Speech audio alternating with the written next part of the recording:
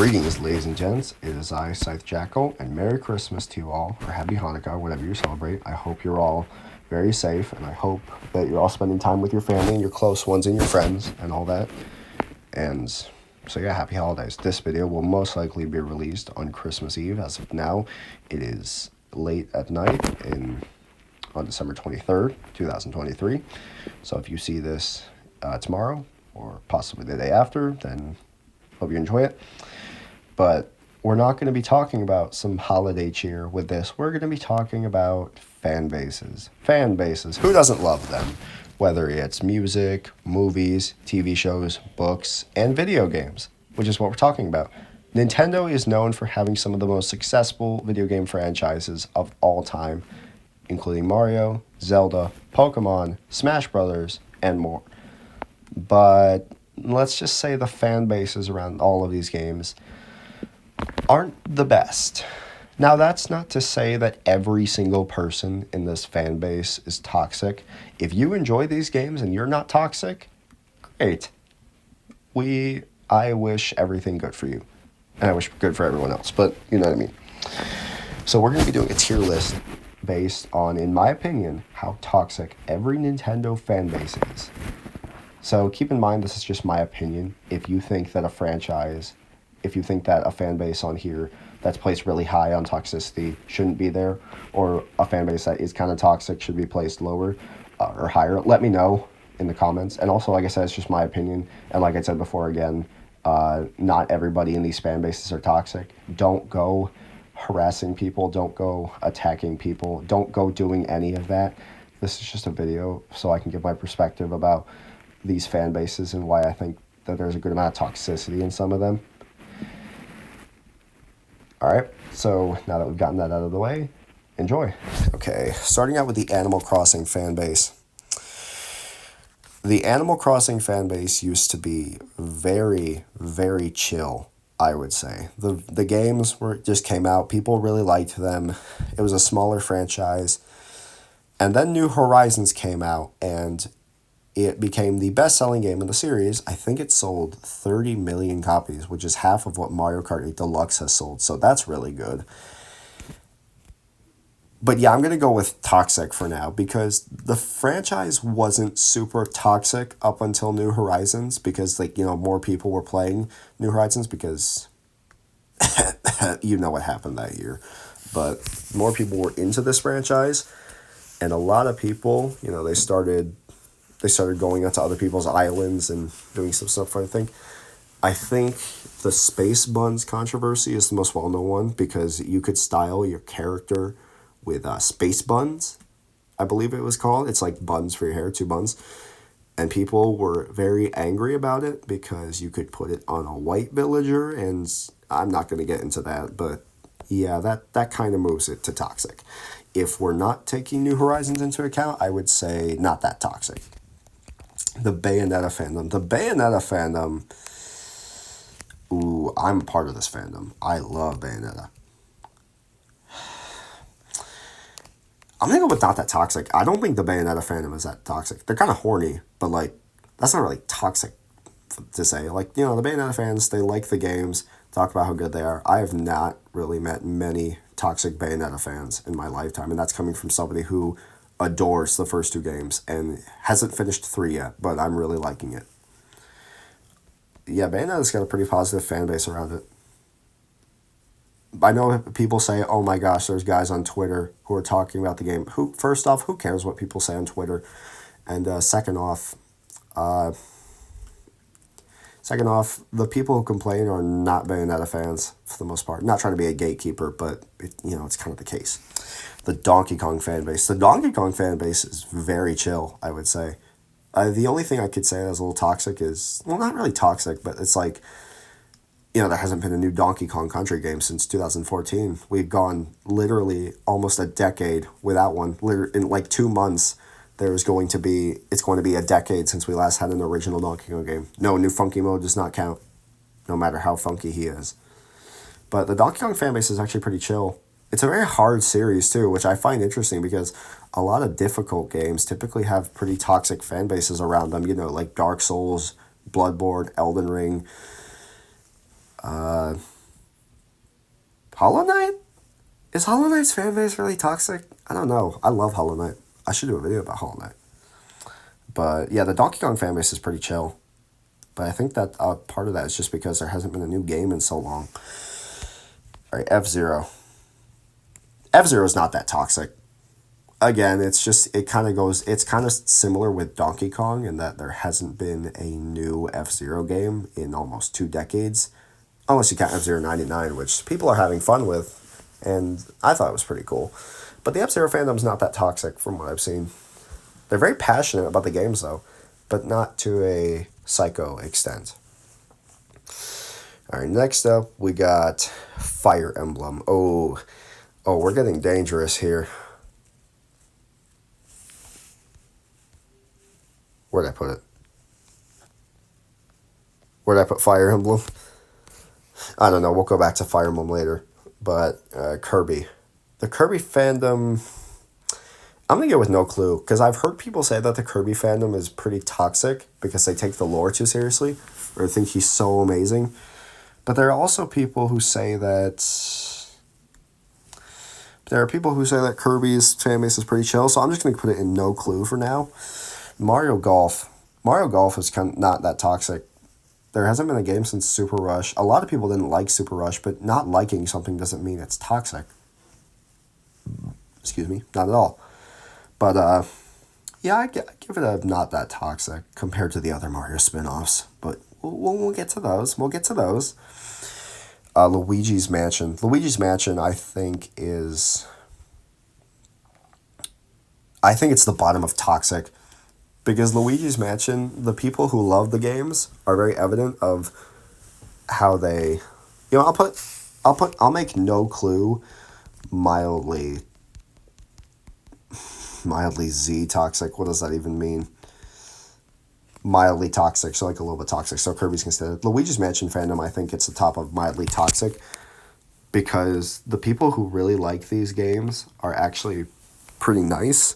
And like there's a huge dedication to them because, Luigi's Mansion 1 is still one of the most beloved Nintendo games. Well, it didn't start that way. But that's kind of the thing is that most of the toxic Luigi's Mansion fans are Luigi's Mansion 1 stans who constantly complain about how Dark Moon and Luigi's Mansion 3, they're not as realistic, they're not as dark, as atmospheric as the original. First off, the atmosphere in these games are actually good. I think they just liked the first one more because it was a lot scarier. And I get that, because Luigi's Mansion 1 is actually pretty scary for a game rated E. And it's got a great atmosphere, but they constantly complain about the other games not being exactly like 1. And then the remake came out, and they really weren't happy with it. They just thought it wasn't made for the 3DS. And, well, that's fair, not liking something, but, I'm putting it in mildly toxic because the Luigi's Mansion 1 stands are kind of annoying. And besides, you have to remember, it's rated E. You don't want to make a super scary E-rated game. Mario and Luigi. Mario and Luigi is not that toxic, believe it or not. They have very passionate fans because the games have really funny stories and some really cool original characters like Fawful, Catacleta, and Phantasma. He's in the Cataclysm. 2 of these are in the Cataclysmic Multiverse, by the way.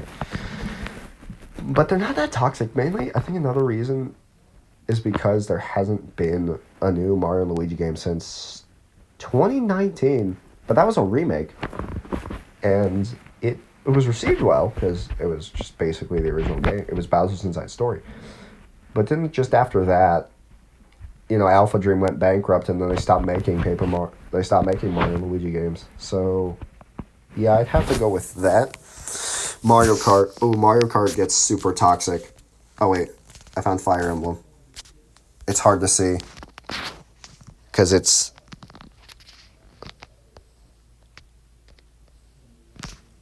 oh, it's the exact same color as the background. That's not good. Alright, let's get to Fire Emblem. Okay. This... I'll go with super toxic for Fire Emblem. The Fire Emblem fan base is very toxic, and that's coming from somebody who is a huge fan of Fire Emblem. You have the OG Fire Emblem fans who say, Kaga, the only good Fire Emblem games are the first 5. Everything else after is anime, weeboo, casual trash. Like a bunch of gatekeepers in the series say, no, you have to play the game like this. No, you have to level up your unit like this. No, you're doing it all wrong. Even though you can play the game how you want to play it. They also complain constantly about the newer games like Fates and Awakening and 3. Fates and Awakening and 3. Well, Three Houses was met with more positive reception because it was different compared to the other games. But like back in the day, they pretty much mocked people who liked Fates and Awakening. But even though that's kind of how a lot of people got introduced to Fire Emblem, myself included. And those games are great. And if you don't like them, that's fine. But don't make fun of others for liking them and being like a complete jerk and saying like, the only game's better, the only good games. Oh, you're not playing it right. It's so annoying. But then again, the Fire Emblem fan base has been less active, I think, which is weird because the series is doing quite well. Also, Engage wasn't really met with the best reception. People really liked Engage's gameplay and the soundtrack. People did not like the story at all. And I didn't like the story that much either. I thought it was okay, but I liked the cast and the gameplay and the art style. But yeah, because of that, we're going to put Fire Emblem in super toxic because the elitists are very annoying. Oh yeah, back to Mario Kart. Mario Kart gets super toxic. The fan base with Mario Kart is very mixed because you have people who just want to play it and have fun, but then you have the super competitive type who's like, yo, I know the shortcut in Mario Kart. Actually, no, I'll put it in very toxic. It's not as toxic as some people say it is. Although I will admit the super crazy, wall jump hacks or, I don't know, cliff ledges or whatever the hell is in Mario Kart, whatever people do, can be kind of annoying. There are people who take it too seriously, in my opinion. Excuse me. And there are a lot of sore losers in Mario Kart. And not to mention, when they announced that Peach-At was going to be a character in the booster course, people were mad. Not super angry, but like, they were complaining all the time online after it was announced. They were just like, Peach-At. Like you got, yeah, I get it. People don't like Peach-At, but you got Diddy Kong, Funky Kong, and Pauline in the same pack and a bunch of tracks that are very liked. You literally can't let Peach-At slide. Like, really? You're that mad? And yeah, people always, and also Mario Kart Wii's fan base is known to be very, very interesting, and that's coming from someone who loves Mario Kart Wii. Like, it's my second favorite behind 8. But the people who typically love Wii are not always the nicest to talk with, because they always talk about how it's the best Mario Kart and stuff. But hey, I mean, you can have that preference. It's my second favorite, so I don't blame you, but yeah, okay. Super Mario Strikers. Super Mario Strikers kind of gets a mildly toxic, because there are people who are super competitive and take it way too seriously. And also, there's just a bunch of horny fans, let's just say. But we're not going to get into that. I do admit, though, they were in every way right to be mad about Mario Strikers Battle League, because that game launched with, like, no content. It didn't even have Daisy at launch, and she was one of the most popular characters in Mario Strikers, because she had a wicked personality in Strikers and Strikers Charge. So I definitely get why people were mad that they cut her. And the game just didn't have content. I think Dimitri did the best job with just destroying the game. And he was right, in my opinion. Mario Tennis. The Mario Tennis fan base. The Mario Tennis fan base is not that toxic. Same argument with Mario Golf. Mario Party. Super toxic. Very toxic. Old fans constantly complaining about how unfair the games are, and also how Mario Party's not as good as it used to be. Like, bring back the old Hudson Soft formula. Oh my gosh, I hate the car. If you like Mario Party 9 and Mario Party 10 and those, you're a loser fan. You suck, my friend. The old games are so much better. Get rid of the car. Like, I get it. Mario Party 10 isn't the best game, and Mario Party 9 was a huge departure from the games, but they have their fans. They have to put other people down for liking those games. And hey, there's nothing wrong with the original Mario Parties. They're great games, but just go play those instead. Or go play Superstars. That's a newest game in the series. And it retains a lot of what the older games were. Although it does kind of lack in content, so I'll say that. The Mother fan base. This is... Oh man, I'm going to get some angry... Okay, we're about to make some people mad. The Mother fan base gets toxic. Now listen, my older bro is a fan of Mother. Well, the first game. No, Earthbound. Right? Okay? And I get why these games are loved, because they're very unique, they're very different, and they're enjoyable, and they're weird, and they're fun. But oh my goodness, why is the fan base around this game so toxic? It's primarily the Mother 3 fans who constantly beg Nintendo and Reggie back then about bring Mother 3 to the West. Bring it to the West, bring it to the West. They like literally, I think it's still going on. People are still clamoring for Mother 3 to be put out in the West because, the game's been in Japan on the GBA for a long time. And people are like, come on, Reggie. Even though he doesn't work well, no, people aren't saying that, but come on, man. Just emulate the game if you're that upset about it not being in the West. I get it. It's annoying when Nintendo doesn't have good ways to play their games, like good legal and convenient ways to play their games, but it's just like, do you really have to beg this much over a game? Also, the fan base can get pretty mad at times. So yeah, if you disagree with me, let me know in the comments. So Mother gets toxic, and then we have... Oh boy. This is the reason I wanted to make this tier list for a long time now. Kid Icarus. Very, very toxic. Oh boy. So the Kid Icarus fanbase is kind of chill for the most part. Well, a little bit. But the Discord and the Reddit, that's not chill at all. The Kid Icarus fanbase is super annoying. And it's not just that. They're filled with some genuinely very rude people. People attack others for having an opinion about the game and for disliking anything about it or criticizing it all, acting like it's a masterpiece, which, I think it's a masterpiece. I love Kid Icarus Uprising. Also, then, like I said, don't go attacking people or anything. Don't go harassing or any of that. But I believe the Kid Icarus Discord bullied and harassed a teenager because he said he liked shipping Dark Pit with Pandora. And they said he's a child, even though he's an angel and he's not.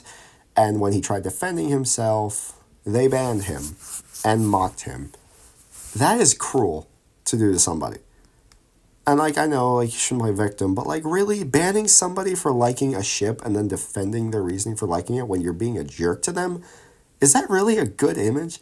But then again, that's probably just Discord moderator spiel or Reddit spiel. But the Kid Icarus community is it's so weird because it's such a small franchise. And they're typically people the toxic Kid Icarus fans are typically fanatics, Kid Icarus fanatics who can't imagine their lives without the game because it's their life now. These characters are our best friends and all that. It's sad, but it genuinely feels that way, that these people love this fan base so much. It kind of falls in with the type of people that I think Hero High and Rev Says Dezu make. Those annoying toxic fans who attack people for liking anime or liking ships or whatever. It's so rude and it's so annoying. And yeah, that's why the Kid Icarus community gets toxic, very toxic. Because they're a small fan base, but they're a bunch of jerks. And like I said, don't go attacking people, okay? I'm just making this video. Thank you. Now that I've gotten that out of the way, let's move on to the Pikmin fanbase. The Pikmin fanbase is actually not that toxic, believe it or not. The Pikmin fanbase, I know a lot of people say, oh, well, the Times Square takeover. Why was that toxic? excuse me, it was just a notice by a fan to get people to buy Pikmin 4. And honestly, I thought it was pretty funny, all things considered.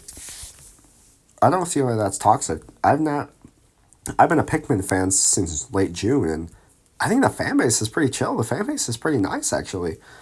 We love the games. They're so much fun to play. I'll put it in not that toxic. I actually don't think I'll keep it in not that toxic. I think the Pikmin fan base is actually quite good. Forget it. I'll put it in chill. Because, top of chill, because there are some fans who are really annoying about it, but for the most part, the fan base is very nice. The Metroid fan base. This one's hard. The Metroid fan base isn't... It's being toxic isn't the first thing I think of typically when I... How about the bottom of mildly toxic? Because the Metroid fandom's not that toxic. They're just happy. I'm a part of the Metroid fandom. They're just happy to get a game or a mention. They're like the Kid Icarus community, but the Kid Icarus community is kind of wrathful. Well, no, not really, but the Kid Icarus community gets very... they get very upset easily, I would say. Not all of them, though. Metroid. Metroid's fan base is okay, I think. None of the fans are super toxic. There are some people who take it super seriously and take the lore. Like, the lore is amazing. Oh, Samus is amazing.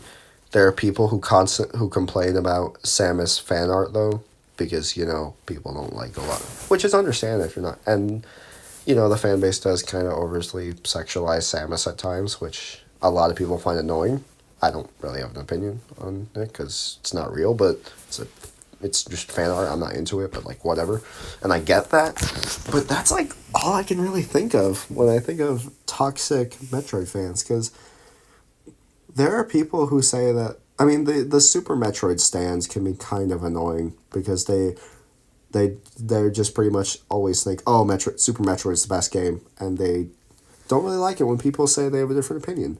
Not always, of course. Super Metroid's a phenomenal game, but come on. Speaking of... But yeah, I'll put it in mildly toxic, but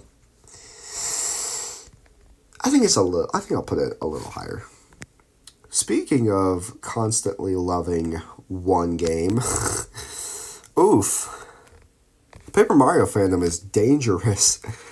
Oh boy, where to begin? The Paper Mario fandom is very toxic. The Paper Mario fandom, let's start. The people who like the N64 game, they're pretty chill, they're pretty nice. The people who like Super really like the game's narrative, but are a bit toxic at times with it. And every game after...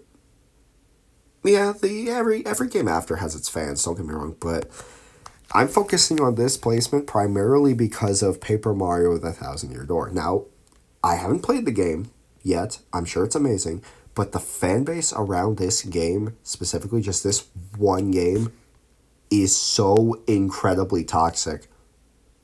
The Paper Mario 1,000-Year Door fans are so annoying because they constantly, literally, if they had a brain, I bet a chunk of that brain would be just the 1,000-Year Door. All of it, everything about it, because it's a masterpiece. Shakespeare is in his grave right now because he doesn't compare to the masterpiece of Paper Mario The 1,000-Year Door. They constantly suck on the game because they love it so much, and they constantly compare every single Paper Mario game to The 1,000-Year Door, which I get it. Sticker Star, Color Splash, Origami King, they're all departures from the typical RPG style that people like. And I get if you don't like those three games. I get it. You're not a fan of the gameplay or anything, and I get it. But there are people who do like these games, and to go after them and be like, shut up! Your opinion's not valid. 1,000-Year Door is a masterpiece. And apparently if you don't only like the 1,000-Year Door or Paper Mario 64, you're not a real Paper Mario fan. You're seen as a casual or a pleb or like I said, not true Paper Mario fan if you like any game that came after Super. Actually, Super had a huge amount of hate towards it because it wasn't exactly like 1,000-Year Door. It had a very good narrative like 1,000-Year Door and some good original characters, but the gameplay was different. It was a 2D platformer. which it had RPG elements, but it was different compared to, it was different compared to Thousand Year Door. And I get it if you don't like the newer games, like I said, but to go after people for liking them isn't cool. And that's and you also can't say that you dislike the Thousand Year Door in a regular Paper Mario discussion because the entire fan base will come after you. So yeah, dangerous. Pokemon, another dangerous franchise. Oh my goodness. Where do we start with Pokemon? Let's start with the anime fans. Even though this is a video game franchise tier list. The anime fans... Actually, no, let's not get into that. But let's start with probably the most known. The Pokemon fans who constantly rant about Pokemon Scarlet and Violet and Pokemon Sword and Shield. So if you guys don't know, which, I mean, you might if you follow my channel. I haven't made a bunch of Pokemon content, but you'll see what I mean. So back in 2019, when they announced Pokemon Sword and Shield for the Switch, they announced that the National Dex would not be in the game, meaning not every single Pokemon was going to be a part of the game. This had people angry, and I'm talking angry, like the kind of angry you get when you stub your toe and then you bite your lip and fall down and hit your head. Like, you're so angry that happened. That's the kind of angry I'm talking about. People were constantly screaming online. People were hashtagging Game Freak all the time, yelling at them. There were even people making up false accusations of the people who are working behind the game, that they accused them of some really disgusting and horrible things, which turned out to not be true because, they're Pokemon fans. They freaked out so much over... And they freaked out over everything with Sword and Shield. Like, oh my goodness, that looks like an N64 tree. Look, I get it. I'm not excusing. And also, that also gets into the people who constantly defend Game Freak for not doing the best job with their games. Like, not putting enough quality into them. I get that. That's like, fair. And I think it's fair that people were upset. But to be so angry... and let it affect your overall mood and then accuse the people who are making the game of, like, deplorable, horrible EDP type things, like, that's just not cool, man. That's wrong. Over a game? That's terrible. Oh, and Scarlet and Violet fans constantly complain about everything with the game, although it's more rightfully deserved because the game is loaded with bugs and glitches, which not the biggest fan of. Okay. But there's also the people who constantly complain about how the older games were the best and that every game after Black and White 2 is just awful. And also the very weird fan art that they make and the constant sexualization of certain characters, mainly because some of them are children. But yeah, the Pokemon fan base is super toxic. Also, they take it too seriously. Let's be honest, dude. There's so many people obsessed with Pokemon, and it's kind of creepy at times. It's kind of weird. Listen, we all have our slight obsessions.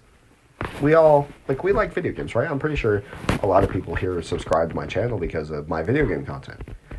That or my guitar videos, but, like, come on. To be so angry that you have to constantly hashtag things all the time and go as far as to harass the people making a game. I think, and even send death threats, I believe. Death threats were sent over this. I get it. And then there's also the people, like I said, who constantly defend Game Freak for everything. There's no in-between with these guys. So yeah, Pokemon, dangerous. But I have a feeling that one other franchise is going to overtake it soon. And you can already see it on screen. Rhythm Heaven. The Rhythm Heaven fan base is very chill. You do not belong there. We will talk about you in a bit. But the Rhythm Heaven fan base is very chill. It's more of a lesser Nintendo franchise, so it makes sense why it's not as toxic as these other franchises. Most Nintendo franchises tend to be toxic because of how big they are, with the exception of Kid Icarus, of course. But Rhythm Heaven's fanbase is chill. They're just people who really like the games. And I like Rhythm Heaven too. I haven't played many of the games. I played a bit of Fever, but it was a really fun game. Very cute, very charming, very fun, hard, but fun. And yeah, they're just pretty chill, I'd say. And back to the other ones, Super Mario. This one's the hardest to rank, I think, because the Mario fan base is actually pretty nice. All things considered. I'll put it in not that toxic. Granted, you do have the people who constantly complain about, new Super Mario Brothers, but the Mario fan base can, like, just basic Mario. I'm not talking, like, Mario Party or Mario Kart, as you can see up here, but the regular Mario fan base is actually pretty nice. Like, there's a huge community behind most of the games. They're very welcoming, I would say. With like there's the 3D games. Some people do complain about how some of the games are too easy, and I get that. And there are some people who take the games way too seriously, but honestly, that's kind of warranted with a lot of fan bases. And like I said before, not everyone in these fan bases is toxic. It's just my experience with them and what I've seen. But the Mario fandom is decent. Pilot Wings is pretty much dead, but I'm sure the fan base is chill. Punch-Out! I'll put Punch-Out not that toxic. Hasn't been a game in over a decade. There's only 3 games.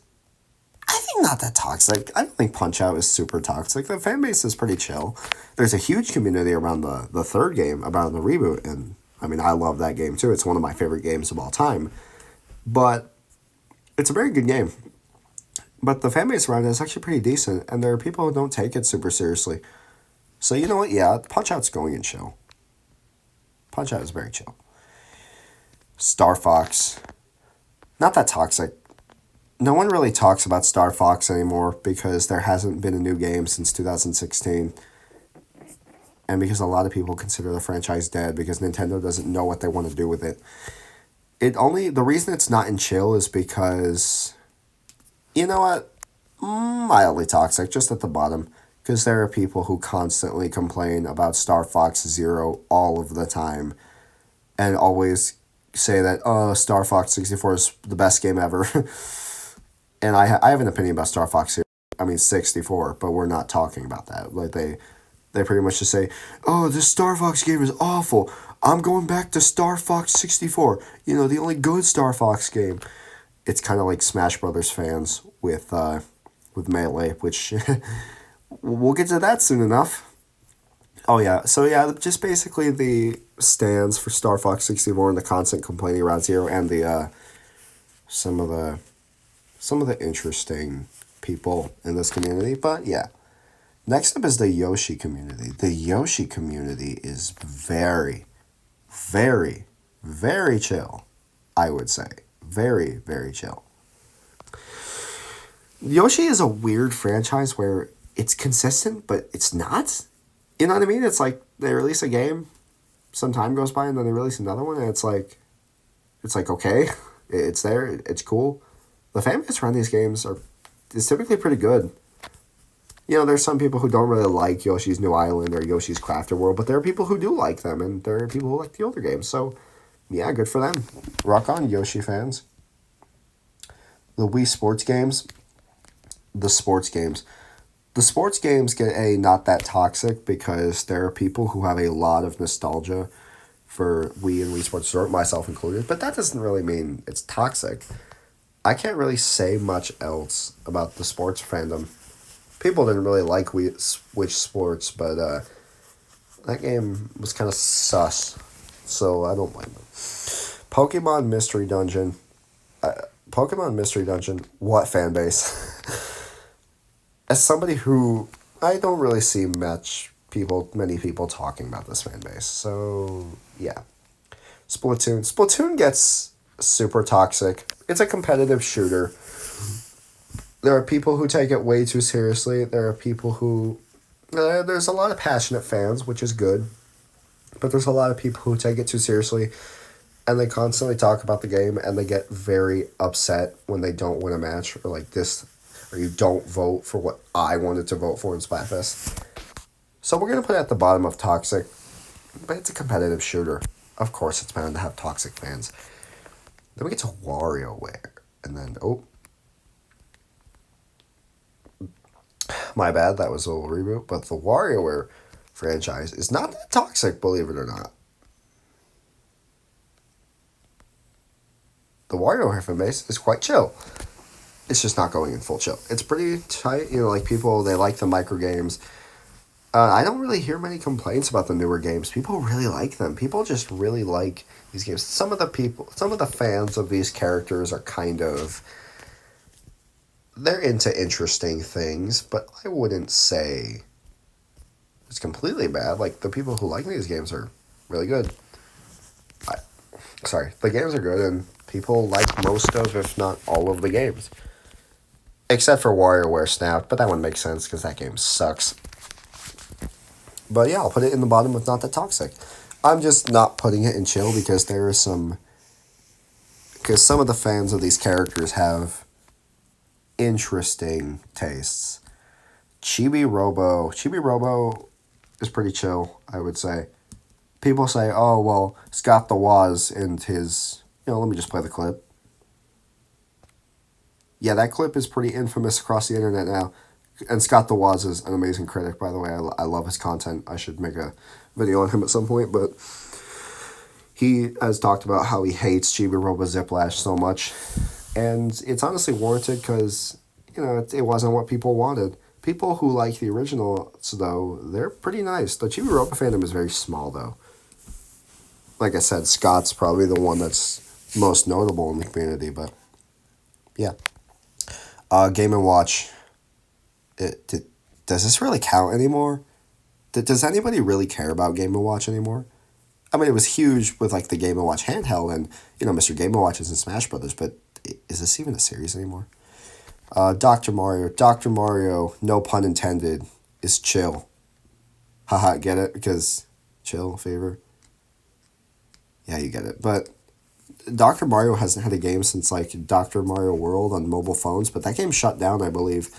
And you don't hear many people talking about it. It's well known, but not a lot of people talk about it, like I said. Golden Sun. The Golden Sun fan base is kind of chill. I give it not that toxic, because it's an RPG, and with every RPG, there's bound to be some toxic fans. So I'll put it up there. But I haven't seen much from the fan base. Wario Land. Wario Land fans, very small.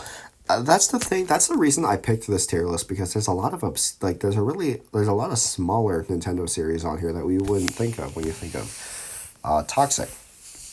But Wario Land is not that toxic, I would say, right next to WarioWare. There hasn't been a game in over a decade, and people complain about that constantly, but that's essentially it when it comes down to how toxic the fans are. And I mean, this is coming from someone who loves Wario Land. The games are awesome. Nintendogs gets a chill tier. There are not that many Nintendogs fans because there hasn't been a game in a long time. Pokemon Snap fans, I give them the top of not that toxic because they constantly talk about how amazing Pokemon Stadium 1 is, and I think it's kind of overrated personally. It's fun, but like they constantly say it's like the next coming of the Messiah, but it's not that great. So they act like Pokemon Snap is the second coming of Jesus Christ, but it's really not that good to some people. I'm not trying to put my bias into it, but yeah. Pokemon Stadium, that fan base is kind of dead because there hasn't been one since Pokemon Battle Revolution. And the fan base doesn't talk about it much. Hyrule Warriors. Actually, let's get Zelda out of the way. The Zelda fandom gets super toxic. There are a bunch of hardcore Zelda fanatics, and that's not terrible, but there are Zelda fans who let's get started with the perfect score rant. Zelda fans will attack anybody, yell at them, and get very angry and act like man-children if you say that any Zelda game isn't a 10 out of 10. Because, like every video game ratings board always gives the games 10 out of 10 because every single game in the series is a masterpiece. Every single one of them. Well, except for Twilight Princess because a lot of Zelda fans really don't like that game. But I do. But They will pretty much Jim Sterling, I believe. Jim Sterling he gave The Legend of Zelda Breath of the Wild a 7 because he didn't like the weapon durability. Keep in mind, a 7 is a good score. A 7 is a very good score. It's good. If you got like a 75 on a really hard test that you struggled with in school, would you at least be like relieved that you passed and a decent score? The Legend of Zelda fan base was so angry at him that another reason they were mad was because his review brought the game's Metacritic score from 98 to gasp 97, and they were angry. So they ravaged his website, and I think they sent death threats to him over giving the game a 7. Yeah, they're those kind of fans who get angry when you don't kiss the butt of The Legend of Zelda. Granted, it's a fantastic franchise. There are also people who constantly act like the only good games in the series are A Link to the Past and Ocarina of Time and Majora's Mask, and then they just ignore a majority of the games. Like, for example, Twilight Princess was very loved before it was shown off, and then now the game is the game isn't very liked. Wind Waker is a different story because that game was hated, and then it came out and people loved it, and I love it too. It's a great game. But the Zelda fan base typically gets mad when you don't say that a Zelda game isn't perfect. And a game isn't perfect. Not every game is perfect. No game is perfect. Excuse me. No game is perfect. Every game can have a problem or two. It can be high in quality, but it's not always going to be perfect.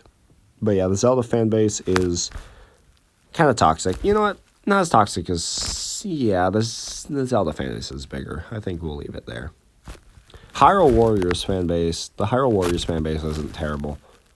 Just because actually, you know what? It's a Warriors game. How toxic can a Dynasty Warriors game get? Which is funny because it's Hyrule Warriors.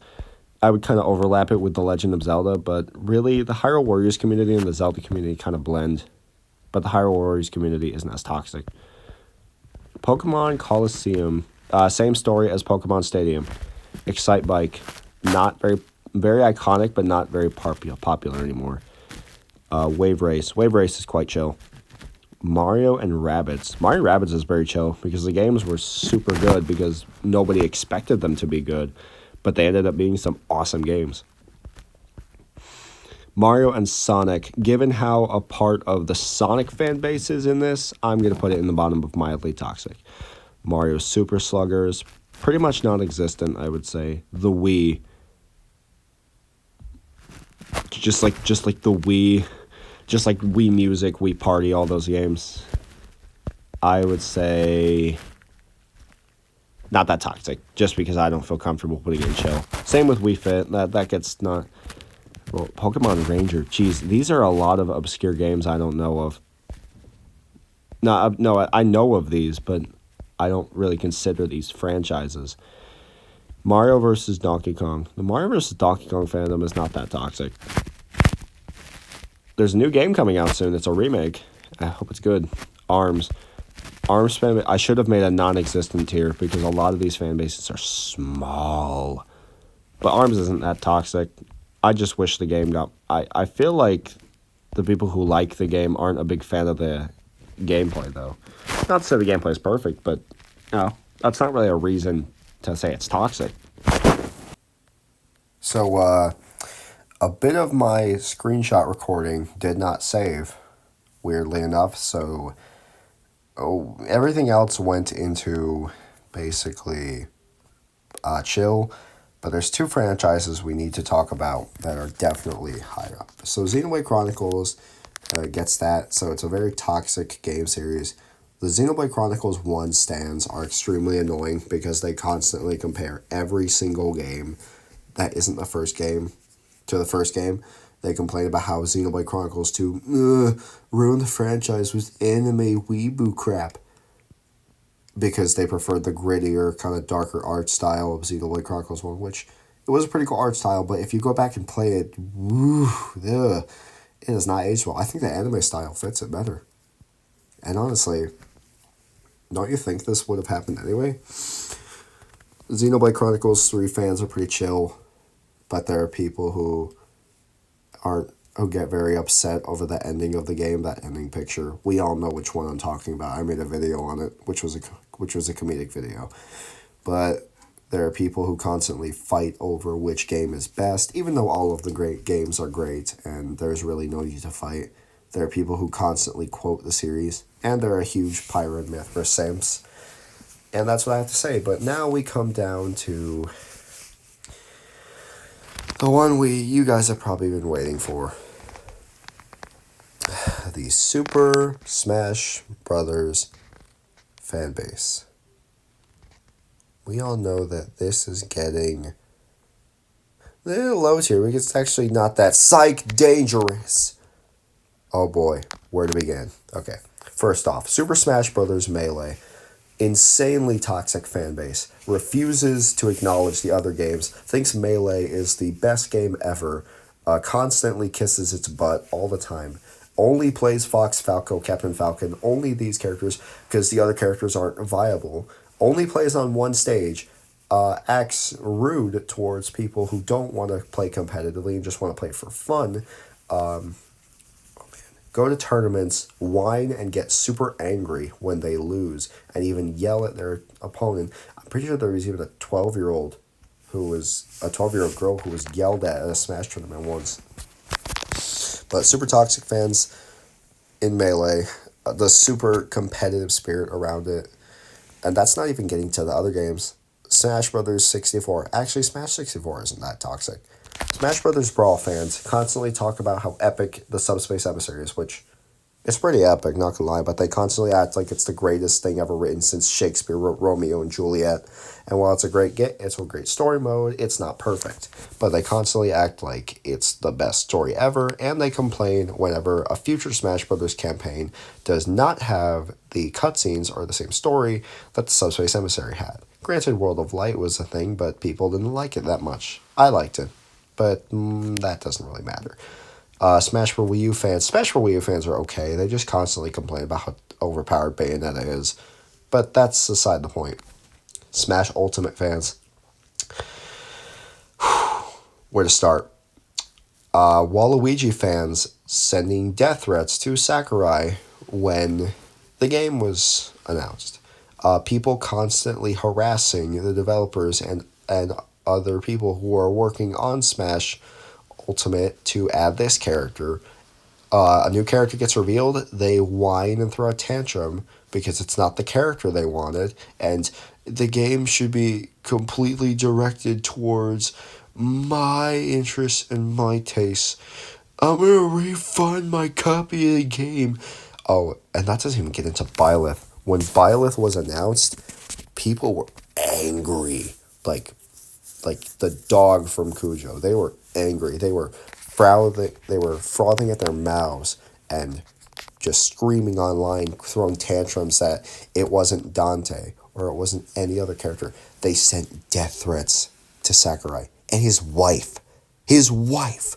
Imagine getting so angry that you have to send the creator of the game and his family death threats.